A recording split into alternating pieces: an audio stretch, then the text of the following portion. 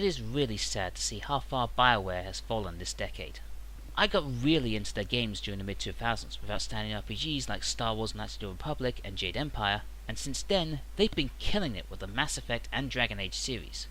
But then the wheels slowly started to come off the wagon. Mass Effect 3's ending left much to be desired. The issues with EA's Frostbite engine has led to some lackluster games, and Anthem is apparently still suffering from problems nearly a year after its launch. It seems as though BioWare's magic has run out. And that's a shame considering where they were 10 years ago.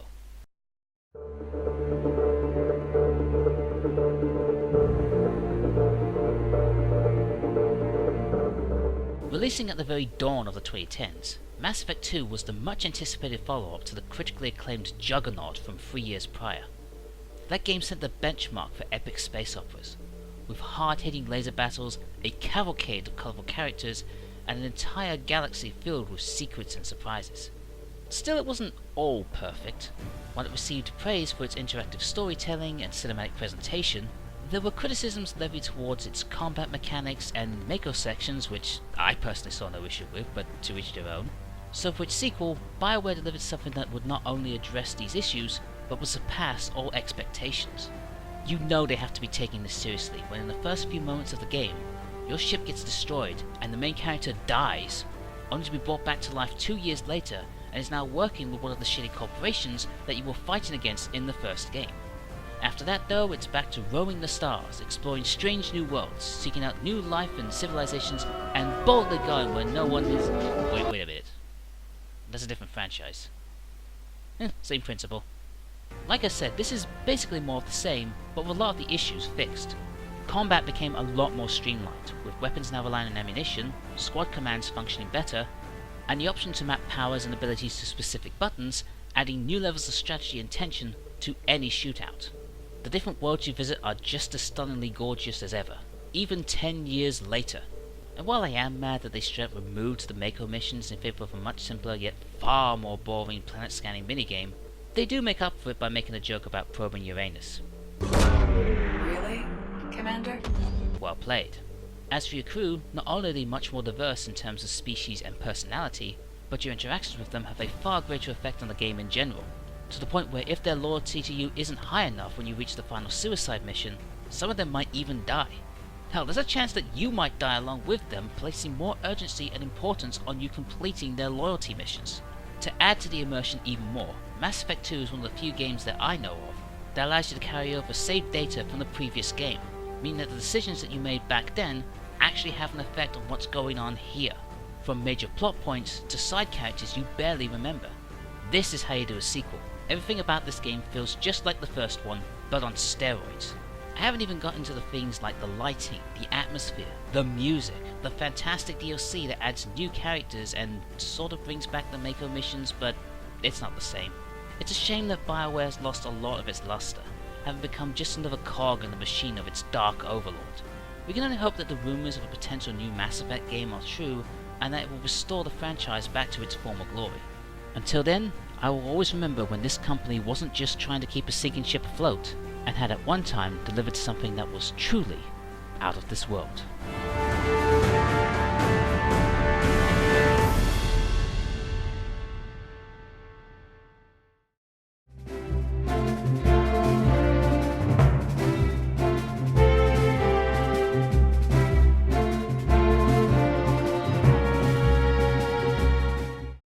It should be obvious why this game's on the list. It practically carried the Nintendo Switch throughout the majority of its first year. I mean, what else were you gonna play? Graceful Explosion Machine? I mean, it's cute, but come on, there's no real competition. Back in 2014, when the Wii U was trying and sadly failing to captivate Nintendo's audiences, at that year's E3 we were treated to a glimpse of a potential future Zelda game. By that I don't mean a Zelda game set in the future, though sign me up for that, but one that offered the fans the chance to explore a vastly different version of Hyrule that would change the traditional conventions of the series. And they weren't lying.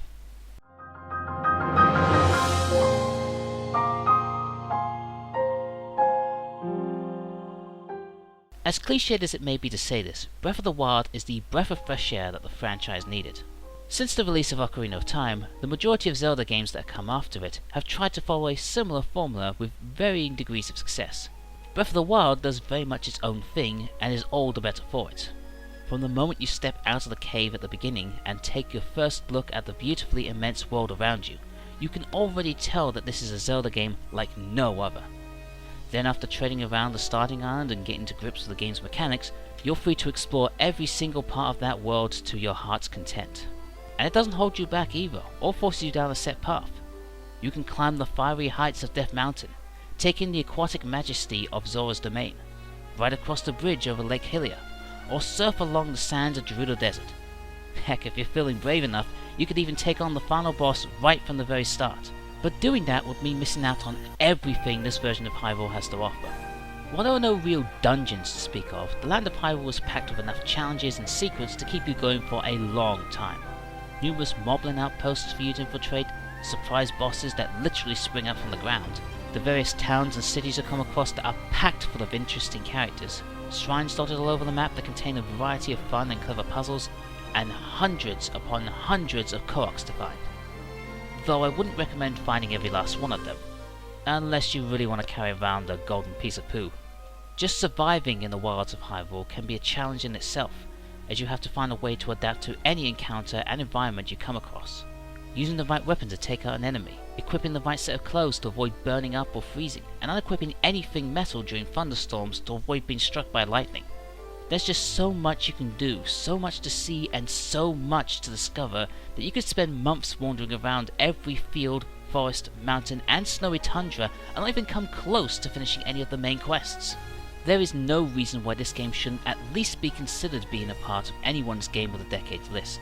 The numbers speak for themselves, with critic ratings reaching heights not seen since Ocarina of Time, countless awards for gameplay, art direction and musical score, as well as winning Game of the Year on multiple occasions, and sales figures making it the best-selling game in the franchise. It's so engaging that my dad's got into playing it himself, and God bless him, he's trying. If you've somehow never gotten a chance to play this game, now's as good a time as any, especially since they announced that a sequel's on the way, one of the few Zelda games to get a direct sequel. So, buy yourself a Switch, or Switch Lite, grab a copy of the game, and lose yourself in the awe-inspiring world of Breath of the Wild.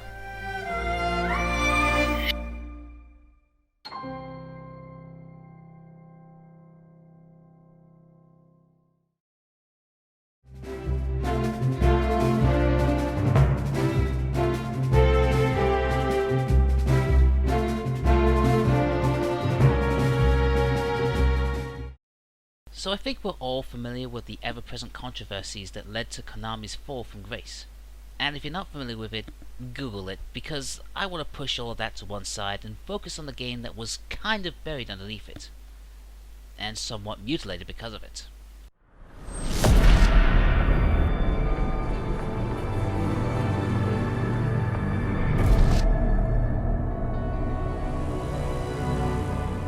Metal Gear Solid 5 stands as the last game in a long-running franchise to be helmed by its creator, Hideo Kojima, before his explosive departure from the company. One of the biggest purveyors of the stealth genre, the Metal Gear series has always strived to produce new and innovative ways to make each entry have a unique distinction that helps it stand out from the rest. Seeing as how open world games were becoming hugely popular around this time, the decision was made to adopt a similar approach to the latest addition to Snake's Adventures. Built using the new Fox engine, players were not only granted a revised set of stealth mechanics, but 2 whole maps to run free in that, for the most part, did away with the tight, narrow corridors that we'd become accustomed to. This offered a greater sense of freedom in how the player could plan out each mission. They could perform reconnaissance to mark out targets and plan their route, use diversionary tactics to lead soldiers away and slowly pick them off one by one, or going guns blazing, grab what they need and scarper off on the horse they rode in on. And all just to get their hands on the cassette tape so they can blast out rebel yell from the chopper's speakers as it comes to pick them up. Away from the battlefield, players can use their newly recruited soldiers to help them with the development of their base, the results of which can yield new weapons and items for Snake to use or call upon while in the field. Enemy AI is also greatly improved, as constantly using the same tactics during missions will see the enemy soldiers take certain measures to counteract them, such as increasing their numbers or wearing helmets to prevent headshots. The story itself is just as nuanced and as complicated as it's ever been, with more twists and turns than the 60s dance party. Honestly, it's way too complicated for me to even attempt to make any sense of it here, but the performances are still of high quality, and there are some incredibly memorable moments. One in particular comes to mind as Snake has to enter the quarantine zone of his base's medical facility, only to discover the staff members there have been infected by a horrible disease, and the only way to prevent it from spreading to the mainland is for Snake to kill every last one of them. It's an unbelievably harrowing scenario, as Snake has to put down his own men in cold blood, made even more depressing by the fact that they continue to salute and remain fiercely loyal to him as he ends their lives one by one. It's such a darkly traumatic moment, and one of the big highlights of the entire narrative. As much as I'd like to praise this game, I did say that it's not without its fair share of controversies. First, there's the fact that Snake's voice actor, David Hayter, was replaced by Hollywood actor Kiefer Sutherland. A strange casting decision that many fans theorized would be explained by the game's ending. Which it was, but not quite how they imagined it would.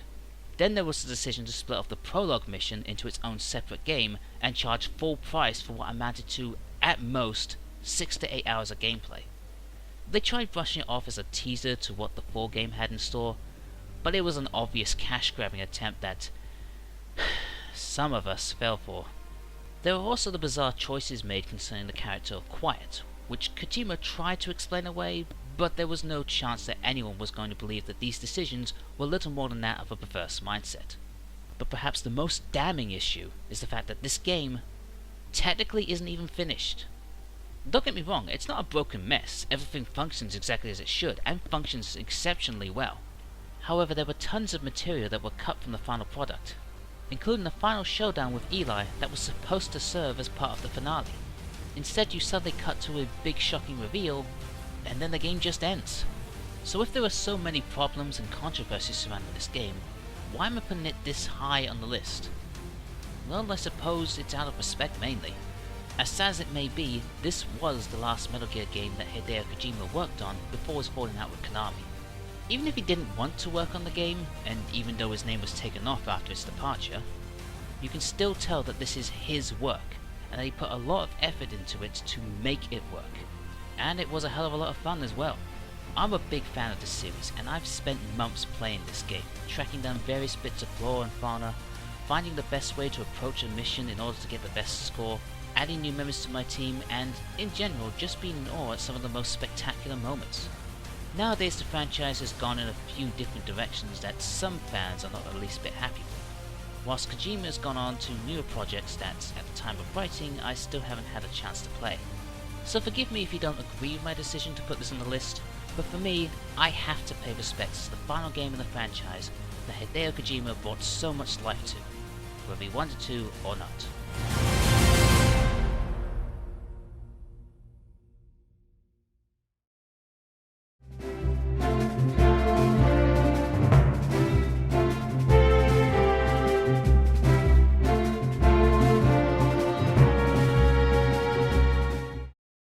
Superheroes are among the biggest names in entertainment today. In the past, they were just niche little properties that would be used to get a pop out of comic book nerds once in a while. Now there are entire cinematic universes that has everyone questioning how one tiny shadow in the background could mean the possible debut of that character you remember from that one issue of Howard the Duck. Video games have always been kind to the comic book community, though not often with great results. However, a select few have stood the test of time. By now you've probably figured out where I'm going with this, and two games in particular come to mind. And no offense to any Batman fans out there, but I've been a fan of the webhead for as long as I can remember.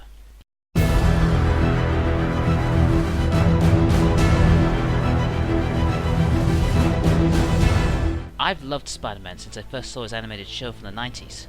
Since then, I've seen the films, I've read the comics, and obviously, I've played the games. I feel that Spider-Man games tend to be overlooked for the most part. While Spider-Man 3 and the ironically named Amazing games have been rightfully lambasted, games like Web of Shadows and Shadow Dimensions generally don't get the kind of praise that they deserve. And I suppose I know why. It's because nothing has quite captured the feeling of playing as the web-swinging warcrawler quite like Spider-Man 2. That is until old Webhead landed on the PS4. Though not literally, that would crush it. From the very moment you start playing, it blows all expectations out of the water. The mechanics behind the web swinging have been greatly refined. The smooth transition between each swing, tighter turning around corners, that rushing sensation as you fly past buildings and traffic. There's even a function that lets Spidey perform a few stunts in the air before swinging off again. It is the nearest the game has come to truly capturing the thrilling sensation of being the Spider. And New York acts as a great playground for you to try out all your skills, as well as hiding a few secrets of its own, including collectibles, famous landmarks, references, and Easter eggs. Swinging your way for the city is so good you'll hardly ever need to use the fast travel system. But when you do, you'll be treated to some wonderfully hilarious scenes of Spidey riding the subway and interacting with his fellow people. The combat is exceptionally fun. It has its basis in the combat mechanics for the Arkham games, and, in my opinion, does them a whole lot better. Spider-Man is constantly moving and performing all sorts of flips, tricks, and kicks. It's so satisfying to pull off a long combo string that comprises of pulling an enemy's weapon from their hand and throwing it at some other guy, then shooting a web ball into someone else's face before zipping off to uppercut another guy into the air, and followed up with a mid-air combo before throwing them into a group below you. It offers so much creative freedom, and combat rarely gets repetitive. There's also a great story provided too, as Spider-Man, who's well into his crime-fighting career at this point, has to deal with a new threat from a villain called Mr. Negative, whilst navigating the day-to-day trials of his regular life as Peter Parker. Every performance is extremely well acted, from Peter himself, to Mary Jane, Aunt May, Miles Morales, Martin Lee, Otto Octavius, Yuri Watanabe, and especially J. Jonah Jameson, who's been recast as an Alex Jones-style conspiracy theorist and runs his own podcast. Not only is the story filled with such drama, comedy, and suspense, but the characters themselves are so relatable and realistic. There's a scene where MJ complains to Peter after he leaves his clothes on the kitchen floor when he hurriedly changes into his Spidey costume. I just love each and every one of these performances. And the world building is subtle yet deep, with little nods in the background which pretty much help fill the player in on some of the events that have happened before the beginning of the game, so it doesn't feel like another origin story. There's just so much to love about this game. The delightful little side quests, the frustrating yet enjoyable challenges, the bountiful collection of sweet alternate costumes that were constantly added to months after the launch, and the City That Sleeps DLC that not only provides more of everything I just talked about, but also continues the story after it finishes in the main game, so you don't have to wait that long for the sequel to get more Spidey action. When this game was announced, I was so excited to play it. It was the game that finally made me buy a PS4, and I even got the special Spider-Man themed edition that has the Spider-Man logo on top. Purchasing a console just to play one game ranks you very high on my list, and there's only one other game that has made me do that. But even though it didn't make it to the top of my list, I can safely say that Spider-Man on the PS4 is simply spectacular.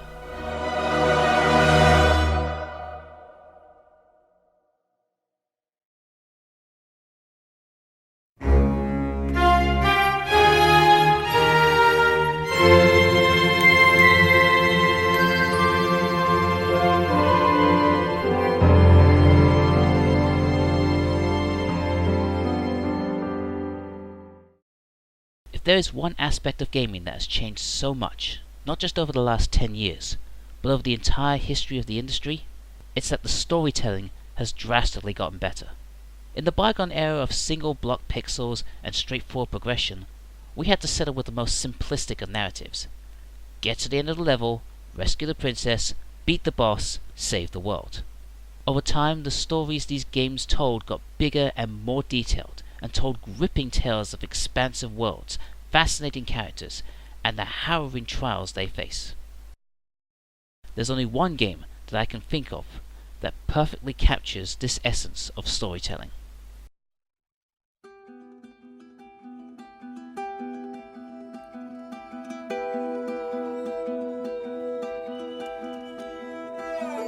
The Last of Us is an absolute masterpiece in terms of cinematography and storytelling that shows how far video games as a medium have progressed. There is almost nothing in this game that can easily compare it to any other. No big action set pieces disguised as quick time events, no complex puzzles that require a series of intricate moves in order to pass by, no in-your-face scares that were clearly intended for the player and not the characters. While the game isn't completely devoid of these moments, it doesn't rely on them so much in order to keep the player invested, and instead allows the atmosphere generated by the world it creates to draw them in.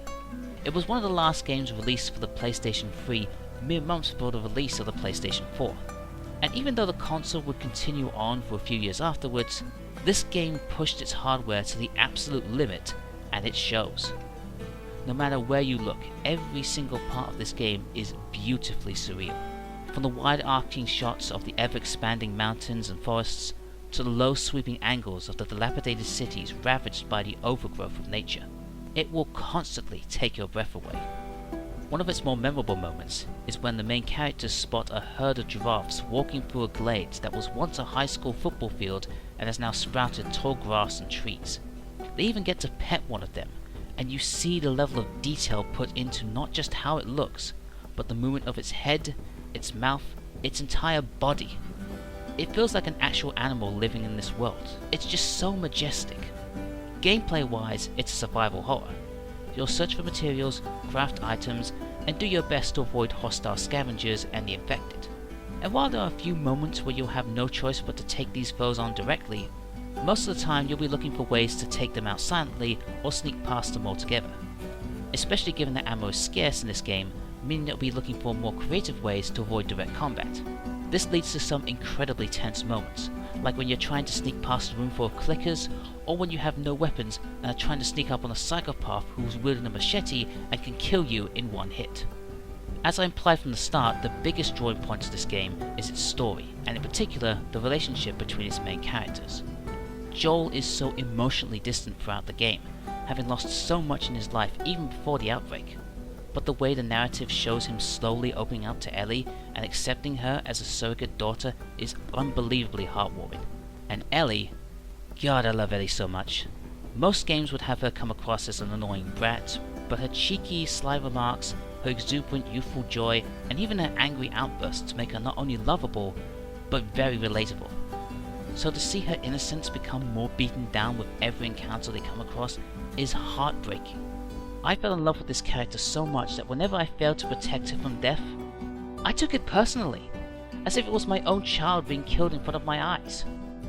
Watching these two characters bond with each other is such a joy to watch. Joel teaching Ellie how to shoot a gun, Ellie reading out terrible jokes to Joel, their interactions with the characters they meet with on their journey, protecting each other, yelling at each other, healing and comforting each other. The car scene, oh my god, the car scene is so funny. I don't really want to say any more as I'm worried I might spoil too much. If you haven't experienced this game yet, I urge you to play both it and the Left Behind DLC before Part 2 releases in May this year. You can believe that I'll be checking it out, as I can't wait to see how Ellie has turned out after all this time. The last 10 years has given us so many wonderful games, but for me The Last of Us stands above all of them, as not only a truly fantastic game, but the pinnacle of what the next 10 years worth should aspire to be.